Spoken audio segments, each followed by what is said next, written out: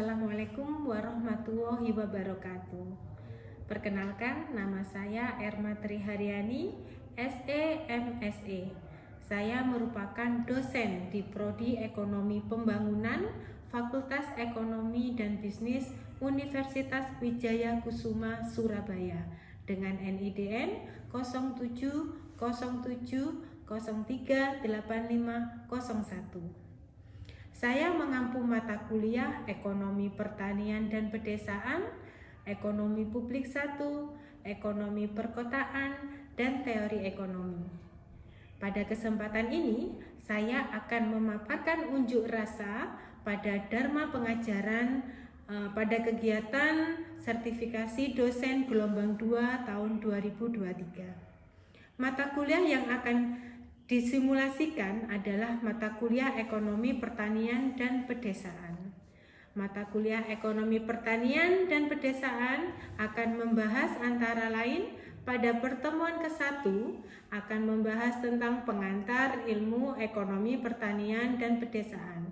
Pertemuan kedua akan membahas sistem pangan 1. Pertemuan ketiga akan membahas sistem pangan 2. Kemudian pertemuan keempat akan membahas konsep rumah tangga pertanian. Pertemuan kelima akan membahas teori produksi pertanian.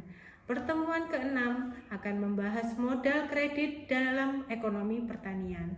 Pertemuan ketujuh membahas tentang ekonomi pertanian dan sumber daya alam. Kemudian untuk pertemuan ke-8 ada ujian tengah semester atau UTS. Kemudian pertemuan ke-9 membahas teori perilaku konsumen produk pertanian. Pertemuan ke-10 pasar dan keseimbangan sektor pertanian. Pertemuan ke-11 analisis pasar produk pertanian.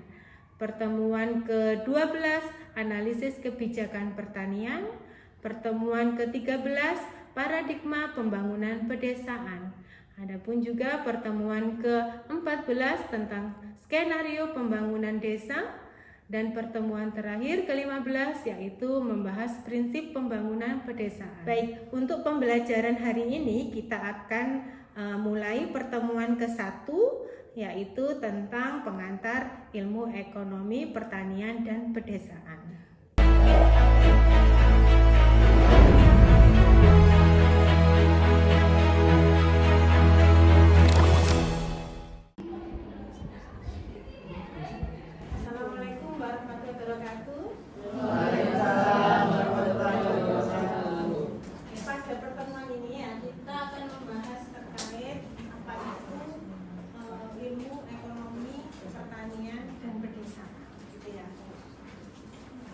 Sejauh ini ya, ilmu ekonomi pertanian pedesaan itu apa yang ada di benak kalian?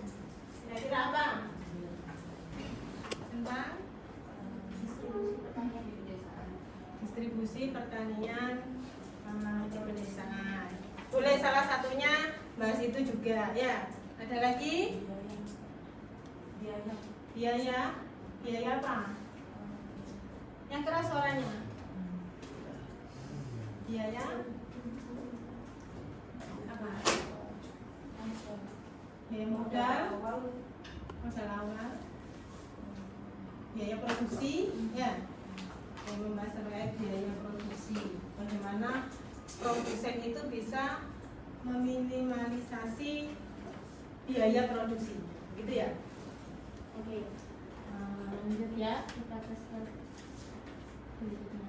Nah, ini untuk tujuannya ya, tujuan instruksional umum dan instruksional khususnya. Dimana di sini tujuan instruksional umumnya mahasiswa itu bisa tahu ya ruang lingkup ekonomi pertanian dan pedesaan secara menyeluruh. Kemudian kemampuan mahasiswa untuk menerapkan konsep-konsep ilmu ekonominya dalam menyelesaikan apa? Masalah-masalah ekonomi di bidang pertanian. Ya. Adapun tujuan instruksional khususnya di sini mahasiswa bisa menjelaskan definisi ekonomi pertanian pedesaan ya dan kedudukannya dalam ilmu ekonomi. Kemudian menjelaskan perbedaan karakteristik sektor industri pertanian dengan sektor lainnya. Jadi ilmu ekonomi pertanian ini nanti itu dipakai ya. Jadi kok butuh sih ekonomi pertanian ya? Awalnya kan ilmu ini ya lahirnya itu di Fakultas Pertanian namanya. Nanti dijelaskan di slide berikutnya. Lahirnya ekonomi pertanian seperti apa. Nah, adapun di slide berikutnya ini ya di tahun 50-an itu di Indonesia ilmu pertanian itu sudah ekonomi pertanian sudah berkembang gitu ya. Sudah diajarkan di Fakultas Pertanian, kemudian terbit bukunya dari yang diterbitkan yang dikarang oleh Pak Kaslan ini, Kaslan At-Thohir ya. Jadi dia menerbitkan buku yang judulnya Pengantar Ekonomi Pertanian. Kemudian pada tahun 50-an ya ilmu ekonomi pertanian di Indonesia ini mulai berkembang sebagai cabang dari ilmu pertanian yang mempelajari aspek ekonomi ya. Nah, jadi ketika ternyata di bidang pertanian itu butuh analisis ekonomi ya, sehingga terciptalah ilmu ekonomi pertanian ini. Kemudian di UGM ya, yang dikarang oleh Pak Mugiarto ini itu sangat populer gitu ya. Sudah sangat terkenal. Berkembang diajarkan di UGM juga dan seterusnya.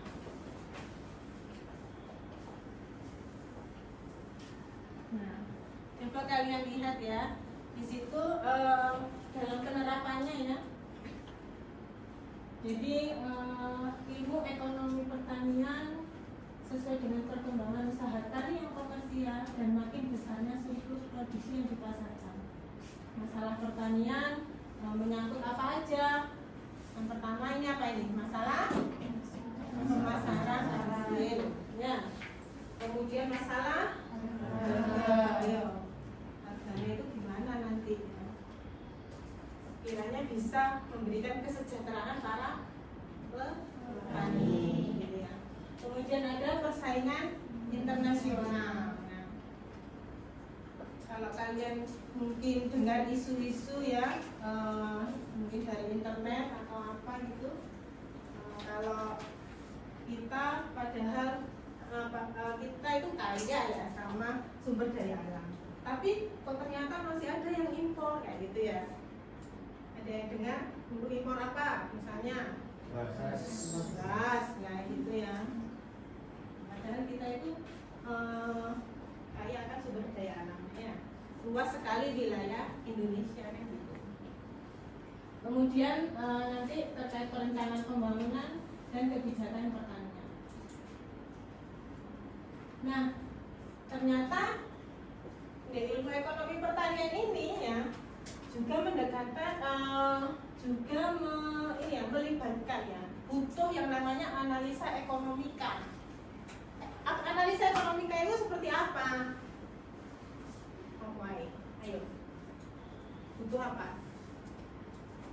Ekonomika, statistik ya, matematis ya. Nah, ilmu-ilmu seperti itu ternyata dibutuhkan di ekonomi pertanian itu. Dimana kita ketahui kalau ilmu ekonomi ini kan mempelajari perilaku manusia ya. Bagaimana manusia itu dalam memenuhi kebutuhannya ya, dalam memenuhi kebutuhannya itu kan pasti terbatas sama yang namanya apa? Budget ya. Belanja terus, nah, duitnya terbatas kayak gitu ya.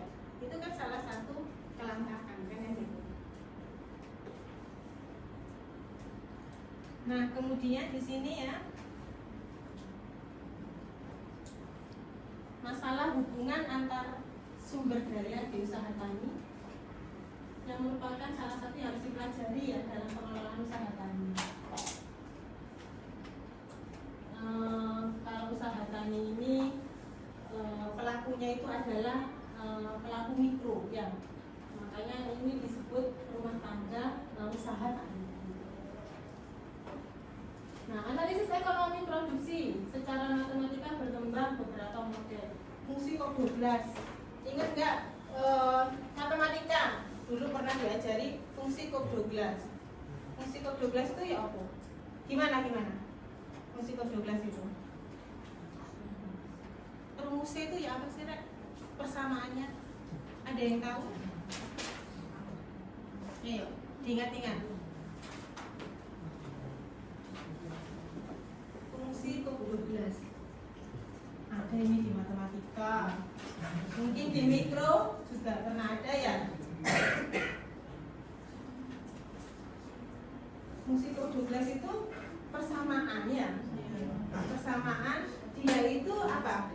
Mengkaitkan variabel, ada variabel dependen sama independen.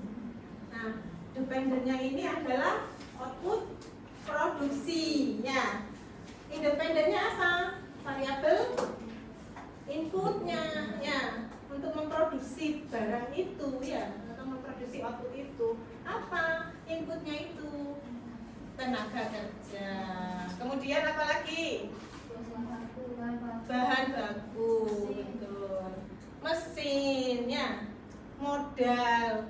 Nah, itu yang namanya fungsi kok 12 ya. Sebelum mendefinisikan lebih jauh ya, kita harus memahami dulu ya lingkup ekonomi. Ini dasar sekali ya, pasti kalian sudah paham lah terkait lingkup ekonomi. Nah,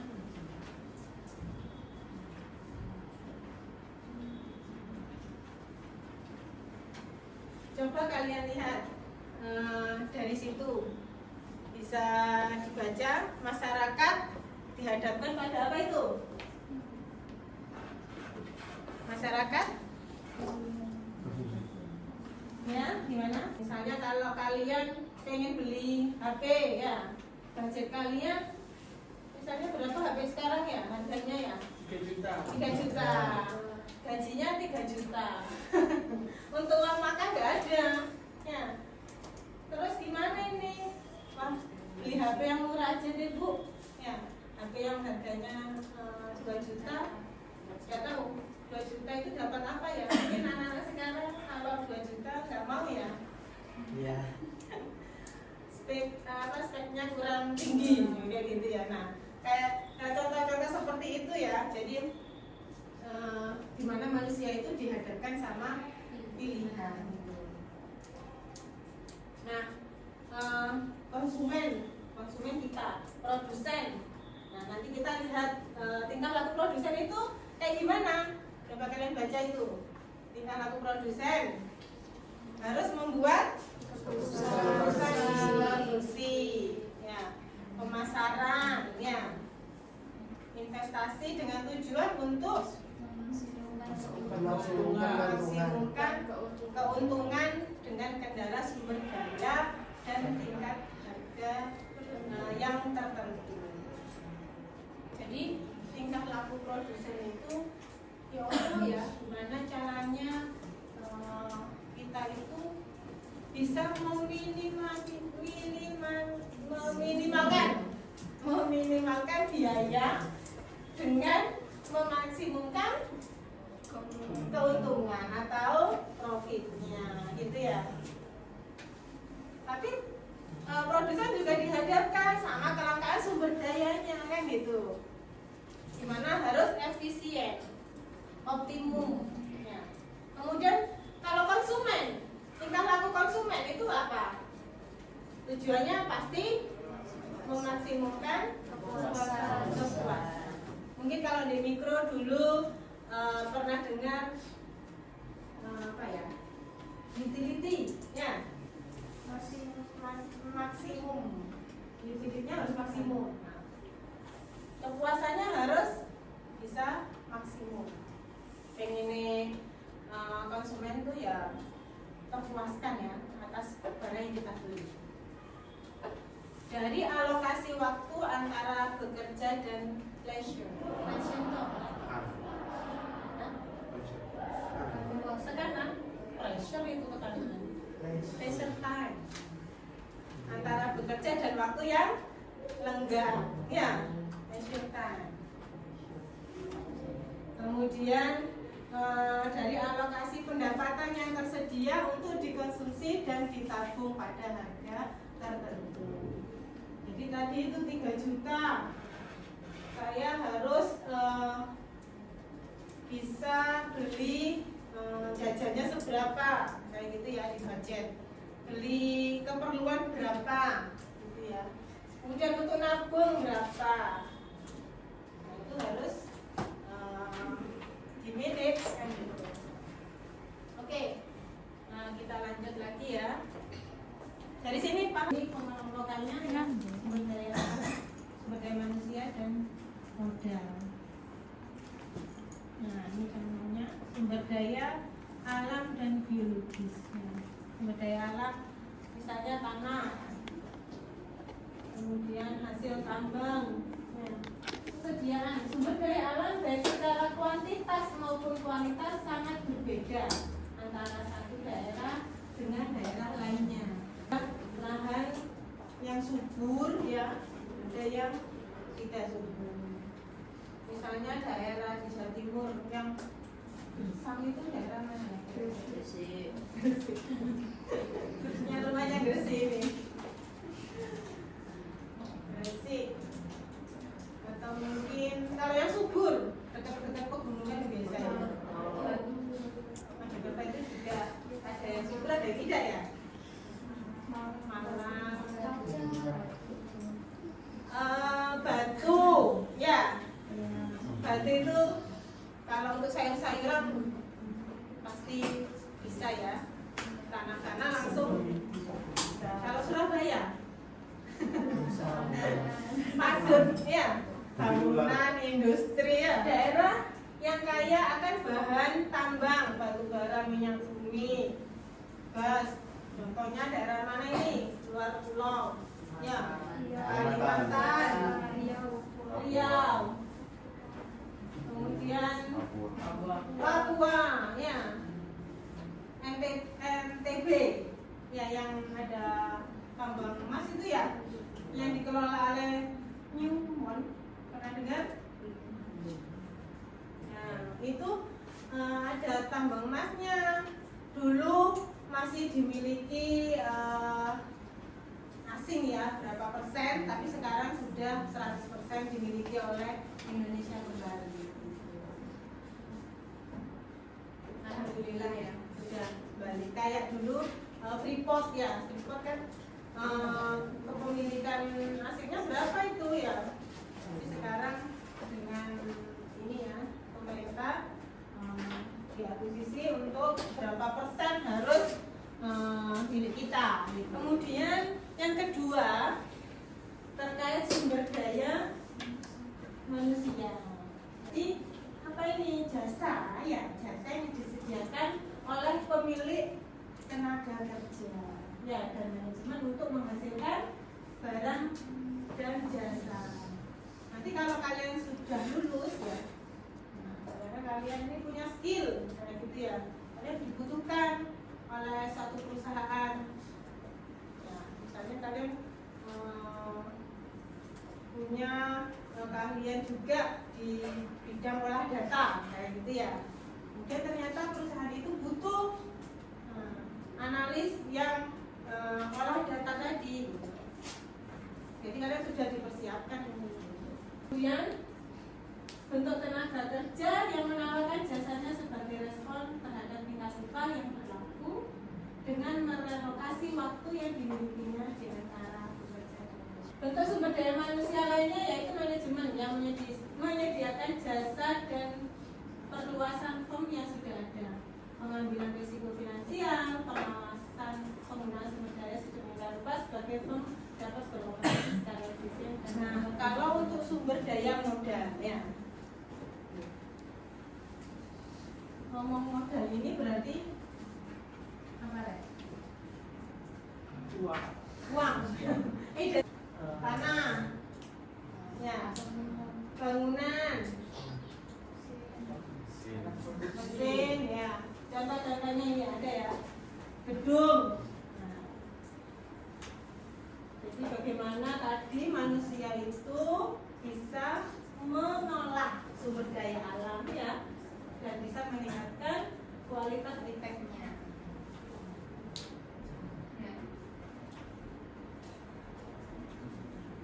Tentunya yaitu model juga dinamakan manufacture resource. Nah, contohnya mesin, perlengkapan, gedung dan bangunan. Sampai sini jelas?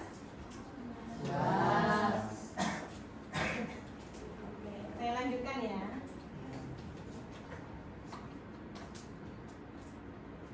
Nah, tadi di slide sebelumnya tadi ada beberapa model ya, model untuk namanya menganalisis ya. Tadi disebutkan fungsi Cook 12 ya. Yang kedua ini ada tadi apa? Ingat nggak? Analisis input output ya. Analisis input output, apakah kalian sudah pernah dengar? Pernah sudah dapat mata kuliah ekonomi regional? Sudah. Semester kemarin? Ya. Oke. Apa itu analisis IO itu? Input output. Ayo.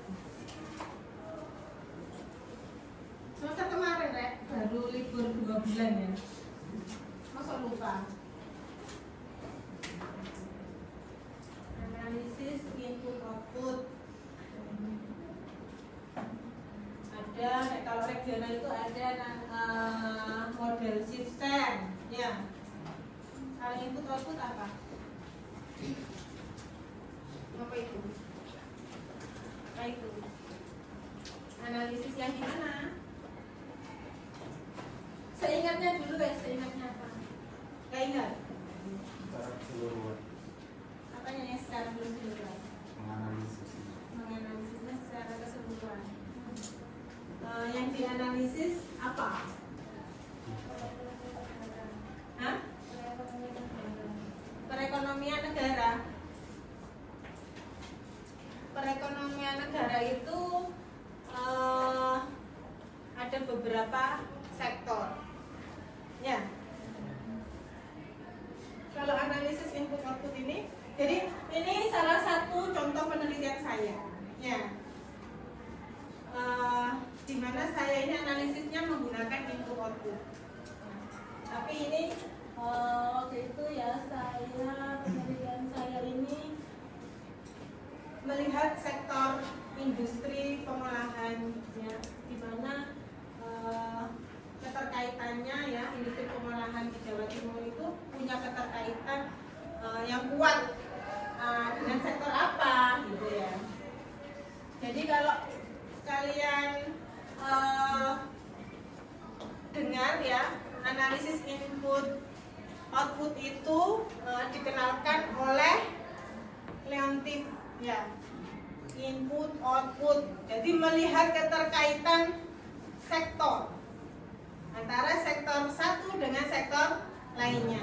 Ini penelitian saya, judulnya Peran Sektor Industri Pengolahan dalam Perekonomian Jawa Timur. Pendekatannya analisis input output tahun 2015.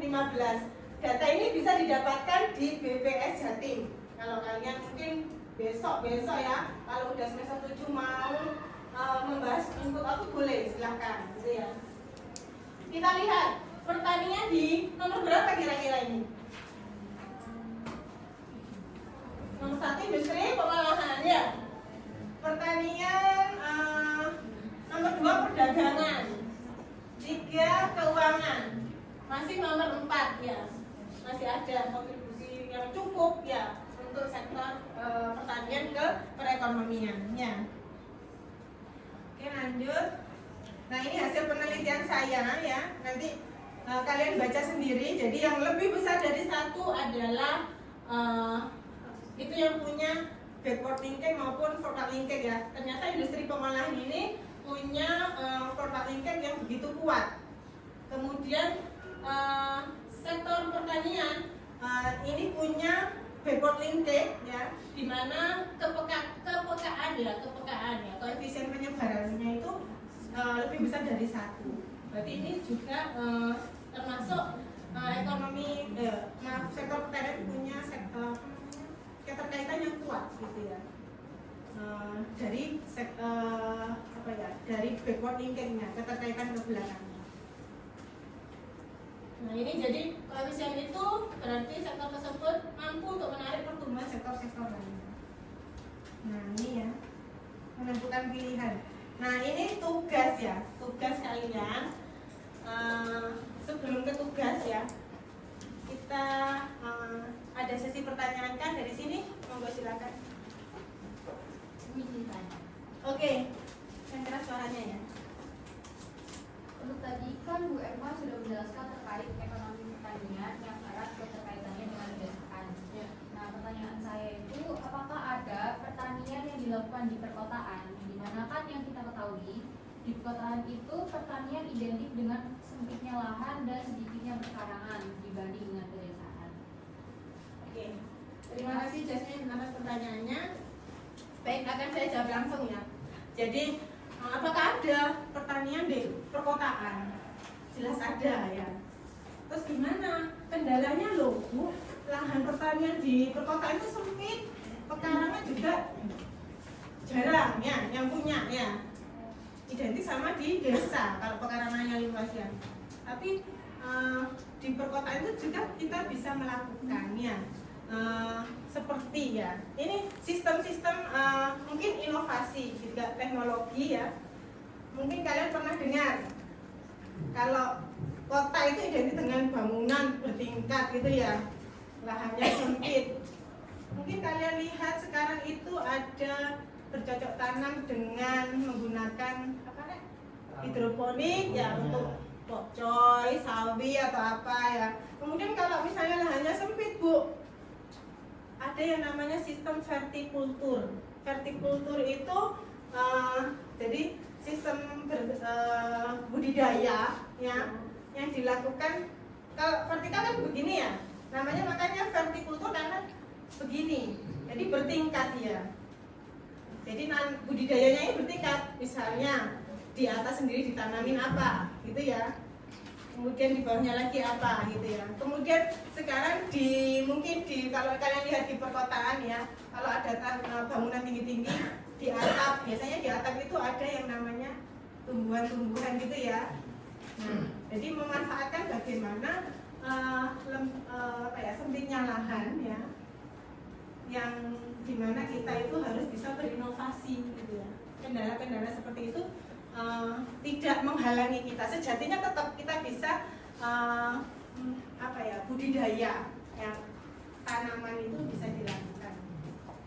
Tapi memang ada kendala. Tapi kendala itu bukan jadi satu hambatan buat kita ya. Ya bagaimana caranya berinovasi? Ya, inovasi teknologi tadi.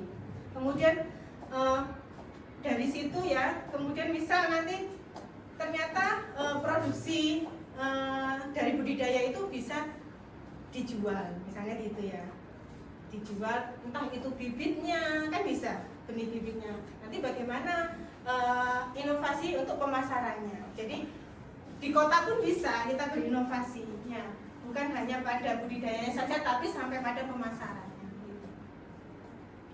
Apakah sudah jelas mungkin? Jelas ya. Oke, baik. Ada pertanyaan lagi? Gak ada ya. Baik, sekarang ini tugasnya kalian tulis di satu lembar ya.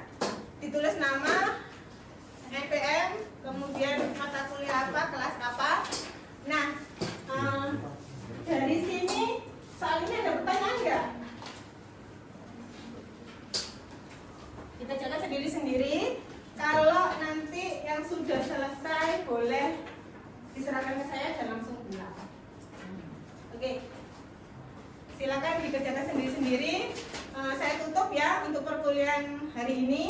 Saya tunggu jawabannya ya. Nanti diserahkan ke saya.